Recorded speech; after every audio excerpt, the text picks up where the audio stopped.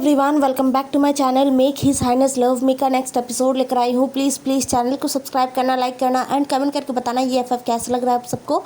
तो पिछले एपिसोड में हमने देखा था जहाँ पर विंग और वांगजी गए थे शिचैन से मिलने। वांगजी लेकर गया था विंग को और पहली बार विंग ने लैन क्लैन के फर्स्ट प्रिंस को देखा है और वहाँ पर जाके विंग बहुत ही ज़्यादा परेशान हो गया। वो शिचैन से बात करना चाहता था लेकिन वांगजी के होते हुए वो कुछ कह नहीं पा रहा था। बहुत देर तक खुद से लड़ाई करने के बाद विंग ने अपना मुंह खोल ही दिया था, लेकिन शिचैन वो विंग को पहचान नहीं पा रहा था क्योंकि उसके पास विंग का रियल आइडेंटिटी नहीं था। उसने विंग को कभी देखा नहीं था। हाँ, अगर विंग उसका नाम बताएगा तो ज़रूर वो विंग को पहचान पाएगा, लेकिन उसने कभी विंग को नहीं देखा था। इसलिए जब विंग ने कहा कि शिचैन गगा मुझे आपसे बात करना है, तब शिचैन बहुत ही ज़्यादा हैरान हो गया था। लैन फ्रैन को उससे क्या बात करना हो सकता है। शिचैन अपनी हैरानी से बाहर आता है और एक मुस्कुराहट देते हुए कहता है, हाँ ज़रूर बताइए लैन फ्रैन।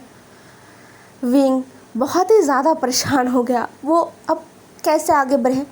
कह तो दिया है कि बात करना है, लेकिन क्या बोलना सही होगा। और दूसरे ही पल विंग को लगता है क्यों नहीं सही होगा। वांगजी को सब पता है, मतलब महाराज को सब कुछ पता है, तो फिर विंग क्यों नहीं बोल सकता। विंग ज़रूर बोलेगा, आगे बोलकर तो देखे, फिर जो कुछ भी होगा देखा जाएगा।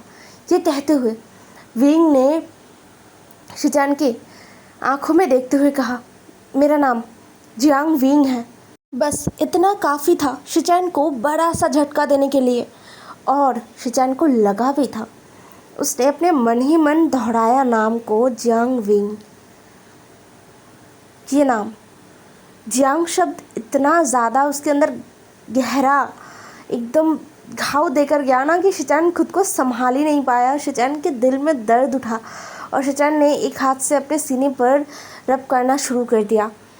वांगजी जो चुपचाप था, उसे पता चल गया था कि फ्रैन क्या बात करना चाहते हैं, इसलिए वांगजी चुपचाप था। लेकिन अपने ब्रदर के हालत को देखकर वांगजी तुरंत अपने ब्रदर के पास आ गया था और बहुत ही ज़्यादा परेशान होते हुए कह रहा था कि ब्रदर क्या हुआ, आप ठीक तो हो ना।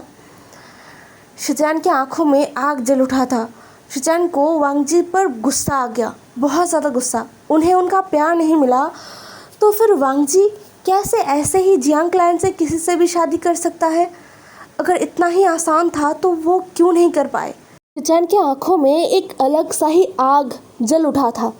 शिचैन ने वांगजी का हाथ अपने कंधे से हटा दिया और अपने आप को सही करते हुए कहा, महाराज और लैन फ्रैन, मैं माफ़ी चाहूँगा, लेकिन मुझे कुछ अच्छा नहीं लग रहा है। मुझे आराम करना है, तो अब आप दोनों जा सकते हैं।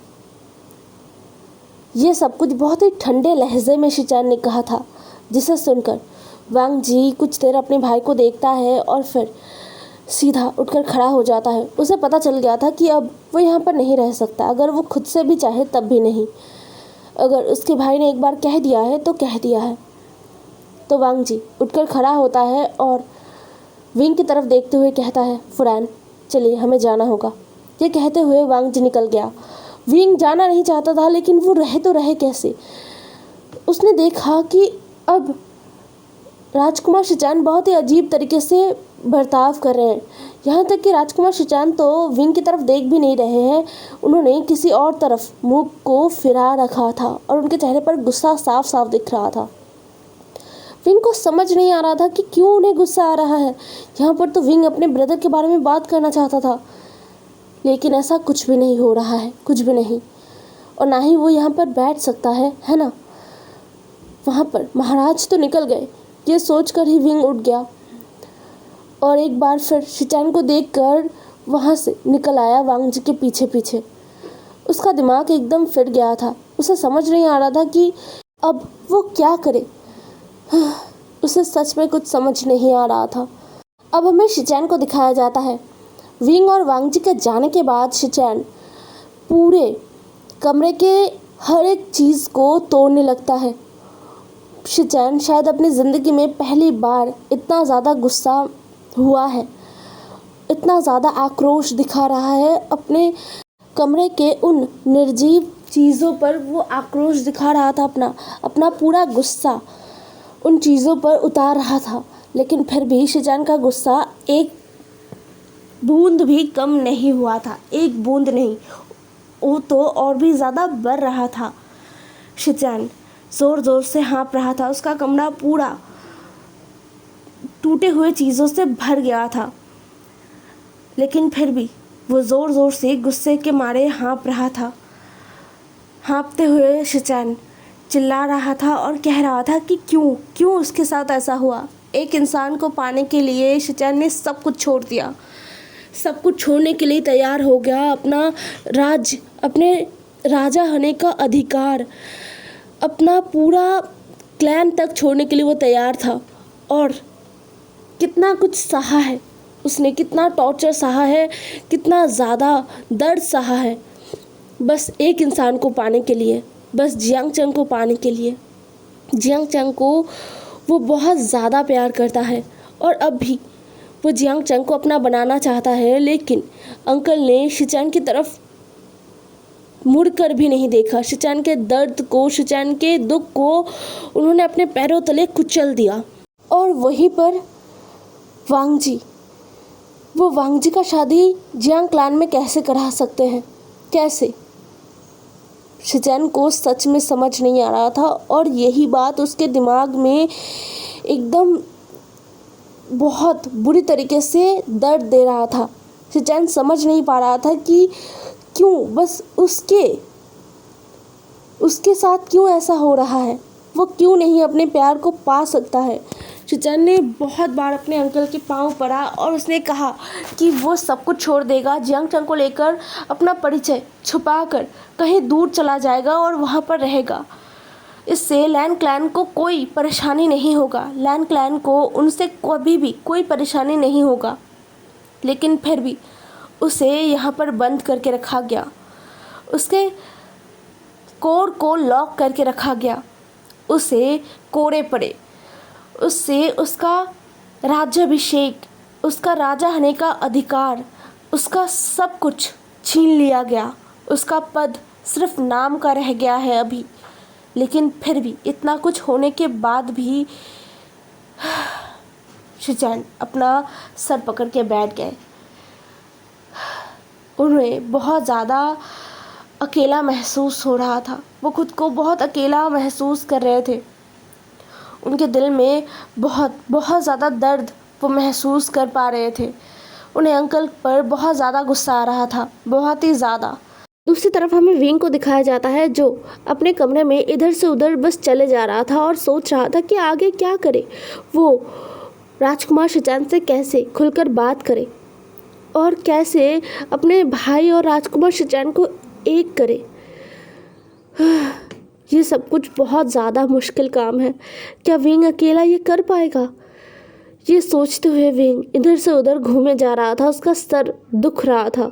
अभी शाम का वक्त है और अंधेरा बहुत पहले ही हो चुका है।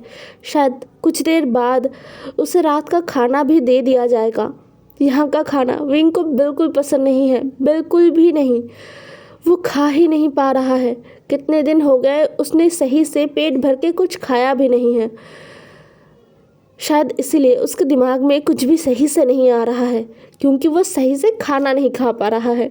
सब कुछ उबाला हुआ खाना उसने अपनी ज़िंदगी में पहली बार यहाँ पर आके ही खाना शुरू किया है। इससे पहले उसने कभी भी उबाला हुआ कुछ नहीं खाया। उसे तो याद आ रहे हैं अपने शिजी के हाथ के बने सूप, अपने मदर के हाथ के बने सूप, डम्पलिंग्स, स्वीट बन, मून केक और भी पता नहीं कितने तरीके के चीज़ें।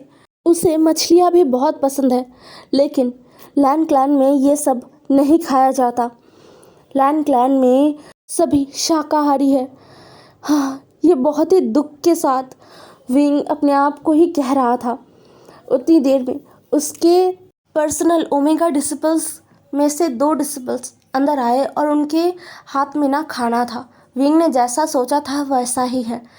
ये वेजिटेबल सूप है और उबले वेजिटेबल्स और साथ में वाइट राइस, इन्हें विंग को खाना होगा। रात में विंग कुछ चटपटा खाना चाहता था।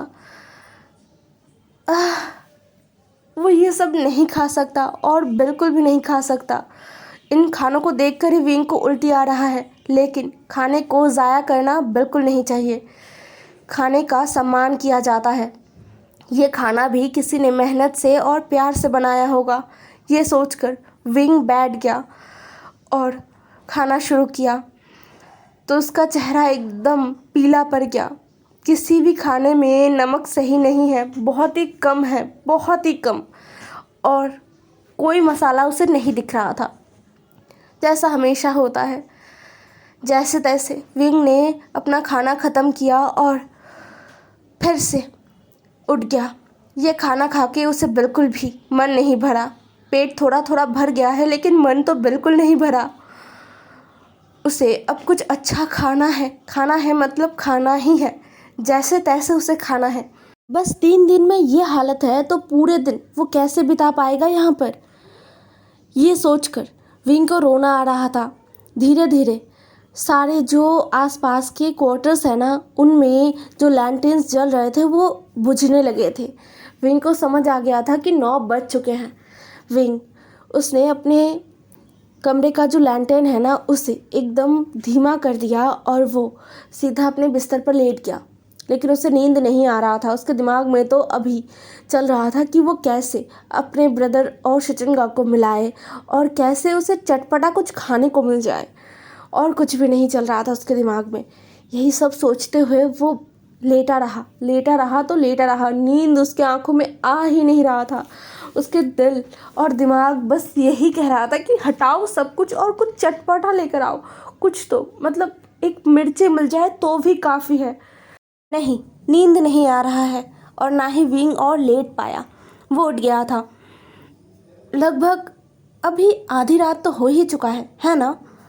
विंग को सच में पता नहीं अभी कितना बजा है या फिर कितनी देर हुआ है, लेकिन इतना ज़रूर पता है कि सब सो चुके हैं। और विंग उठकर बाहर भी आ चुका था। एम्परल पैलेस से वो बाहर आ चुका था। उसने अपने आप को ढकने के लिए एक ब्लैक रोप यूज़ किया था जो वो जियांग क्लैन से लेकर आया था। विंग धीरे धीरे कदमों से निकल आया था। हालांकि यहाँ पर अभी भी नाइट गार्ड्स है जो गार्ड दे रहे हैं, लेकिन उनकी नज़रों से निकलना विंग के लिए आसान लग रहा था। वो आसानी से नाइट गार्ड्स को धोखा देकर आगे जा रहा था। लेकिन कहाँ जाए, कहाँ पर जाके उसे खाना मिलेगा, उसे यही तो नहीं पता। बहुत देर तक पूरे क्लैन में इधर उधर भटकने के बाद अचानक ही विंग एक जगह रुक गया। यहाँ पर पानी गिरने का आवाज़ आ रहा है। यहाँ पर वो पहले भी आ चुका है, जब पहली बार वो लैंड क्लैन आया था छुपकर, उस वक्त, है ना। विंग उसे क्यूरियोसिटी हुआ और वो धीरे धीरे आगे बढ़ गया। पहले तो दूर से उसे एक झरना दिखा और जब वो पास गया तो झरने के पास ही में एक कोल्ड पॉन्ड है। वहाँ पर कोई है ना। चांद की रोशनी में विंग जब करीब गया तो साफ साफ उसने किसी को देखा वहाँ पर। इतनी रात को, भला आधी रात को कौन नहाता है, और यहाँ पर इतना ठंड क्यों है। विंग को वही समझ नहीं आ रहा था। वो आसपास देखने की कोशिश करता है। एक तो इतनी देर तक इधर उधर भटकने की वजह से ना विंग का भूख और ज़्यादा बढ़ गया था, और ऊपर से जहाँ पर अभी कोई नहा रहा है जिसका पीठ विंग देख पा रहा था। विंग अपनी आंखों को छोटा छोटा करके बस देखे जा रहा था कि ये कौन है जो यहाँ पर नहा रहा है अभी। हालांकि विंग अभी भी काफ़ी दूर था, इसलिए साफ साफ नहीं देख पा रहा था, लेकिन चांद की रोशनी में जितना देख पा रहा था उतना कि उस इंसान की पीठ पर बहुत सारे दाग हैं, चोट का निशान है या फिर कोड़े का, नहीं, उसे सच में समझ नहीं आ रहा था। तभी विंग ने एक सूखे लकड़ी के ऊपर अपना पैर रख दिया और वो लकड़ी एकदम आवाज़ करते हुए टूट गया, जिस आवाज़ से वो इंसान जो पॉन्ड में था ना, वो सतर्क हो गया था। विंग को ये देखकर ही लग गया कि वो इंसान सतर्क हो गया है। विंग क्या करे अब? वो तुरंत पीछे मुड़ा और बिना इधर उधर देखे पता नहीं कहाँ भाग गया। दूसरी तरफ कोल्ड पॉन्ड में जो इंसान था वो लान वांगजी था। लान वांगजी जो अपने दिमाग को शांत करने के लिए यहाँ पर आया था। कल की तरह आज भी उसका दिमाग उसका साथ नहीं दे रहा था और ना ही उसके पैर, उसके शरीर ने उसका साथ दिया। वो बार बार बस इम्पीरियल हाउस की तरफ जा रहा था। इसीलिए तो लान वांगजी यहाँ पर लगभग 2 घंटे से बैठा हुआ है। इतने ठंड पानी में भी लान वांगजी को कुछ भी समझ नहीं आ रहा था। बार बार उसका दिल दिमाग कह रहा था कि यहाँ से उठो और जाओ, वहाँ पर इम्पीरियल हाउस में जाओ, तुम यहाँ पर कर क्या रहे हो? लेकिन फिर भी वो अपने आप को यहाँ पर टिका के रखा था। तभी कुछ आवाज़ सुनकर वो पीछे मुड़ता है और कदमों की आवाज़ को सुनता है, जैसे कि कोई भाग गया है। क्यों? मतलब यहाँ से कोई क्यों भाग जाएगा और यहाँ पर कोई क्यों ही आएगा? नाइट गार्ड्स यहाँ पर नहीं आते। ये सोचते हुए ही लान वांगजी को शक हुआ और वो तुरंत कोल्ड पॉन्ड से उठ गया। अपने रोप्स को अपने शरीर पे अच्छे से उड़ा लिया और सीधा आवाज़ की तरफ चला गया। लान वांगजी जो एक अच्छा योद्धा है, एक अच्छा कल्टीवेटर है और सबसे ज़रूरी बात, हर चीज़ को बारीकी से परखने वाला इंसान है, उसे तुरंत समझ आ गया कि ये कोई नाइट गार्ड नहीं था। इसीलिए लान वांगजी तुरंत उस आवाज़ के पीछे चला गया, ये सोचते हुए कि कोई घुसपैठिया घुसा होगा। और विंग वो इधर ना देखता है और ना ही उधर, पता नहीं कहाँ दौड़ के जा रहा था वो। लेकिन एक जगह तो हर इंसान को रुकना पड़ता है एक ना एक समय। वो भी रुक गया। एक तो उसका पेट का भूख और दूसरा एक अजीब सा डर, जिससे उसके शरीर का जो ताकत है ना उसे निचोड़ लिया था। इसीलिए शायद इतने कम समय में वो बहुत ही ज़्यादा हाँफ गया और हाँफते हुए वो एक पत्थर को पकड़ के रुक गया। पीछे मुड़ा तो पीछे कोई भी नहीं था। विंग ने गहरा सा व्रत लिया, ये सोचते हुए कि वो बच गया, बाल बाल बच गया, पकड़ा नहीं गया। अगर पकड़ा जाता तो उससे सज़ा मिलता। उसने 3000 रूल को तो नहीं पढ़ा है, लेकिन कुछ बेसिक जो रूल है वो उसे इन 3 दिनों में पता चल गया है। तो अगर वो पकड़ा जाता तो उसे ज़रूर ही सज़ा मिलता।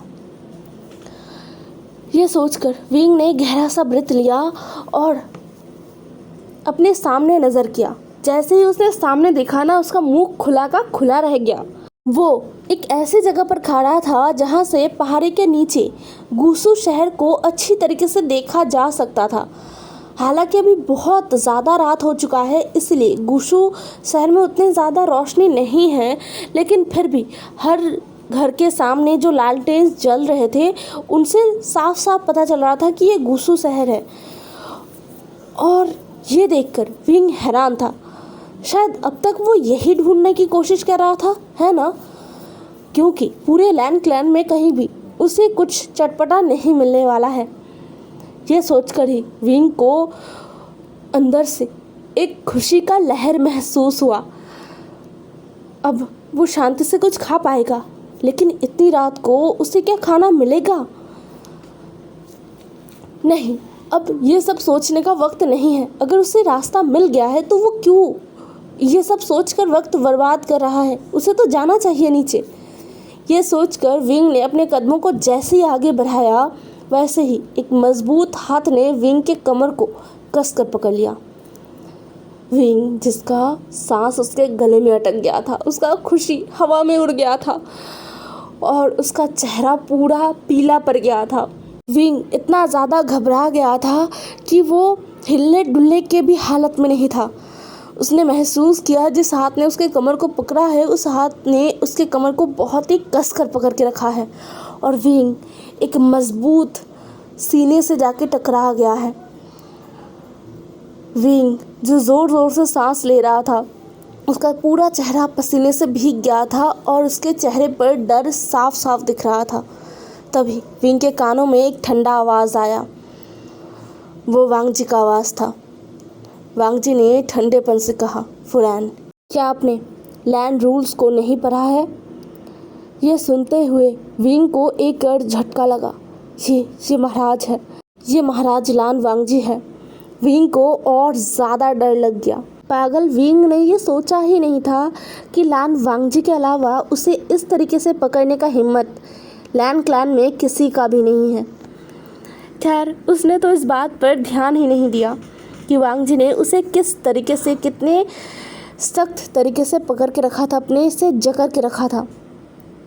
वो तो बस ये सोच रहा था कि उसे सज़ा ना मिल जाए।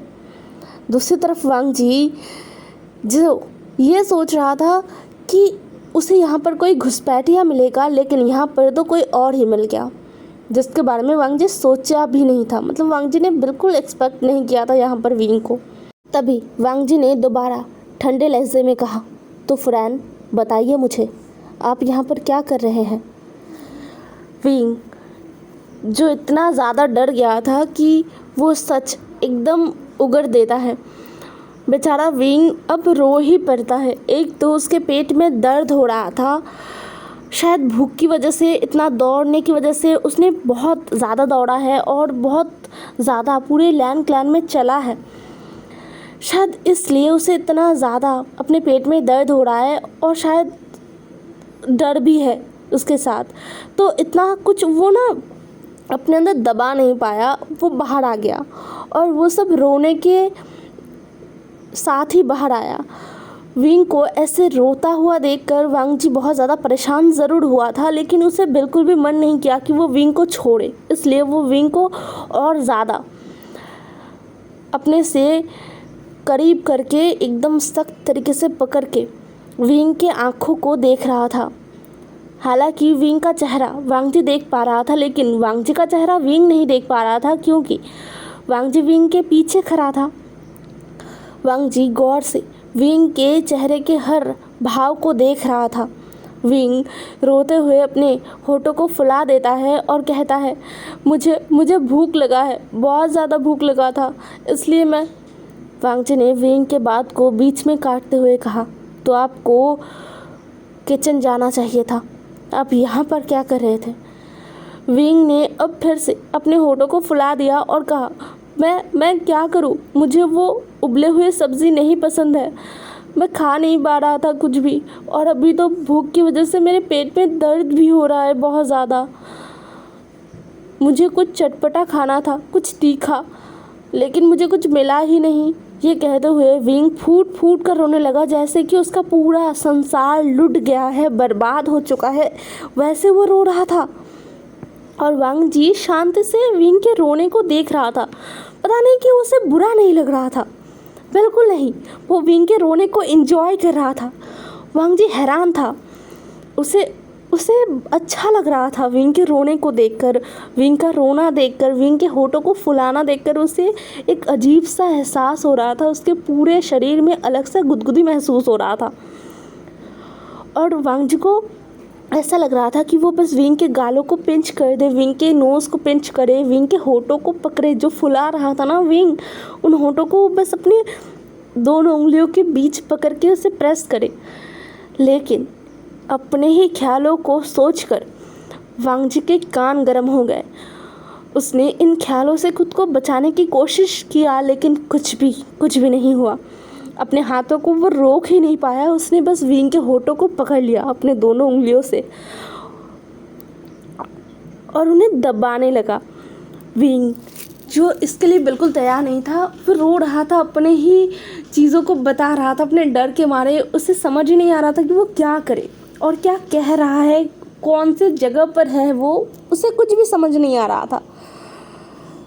लेकिन जैसे ही वांग जी ने विंग के होठों को पकड़ा ना, विंग एकदम झटके से चुप हो गया था। उसका रोना, सिसकना, होठ फुलाना सब चुप हो गया था, लेकिन फिर भी अभी भी वांग जी ने विंग के होठों को पकड़ के रखा था। विंग और कुछ बोल ही नहीं पा रहा था।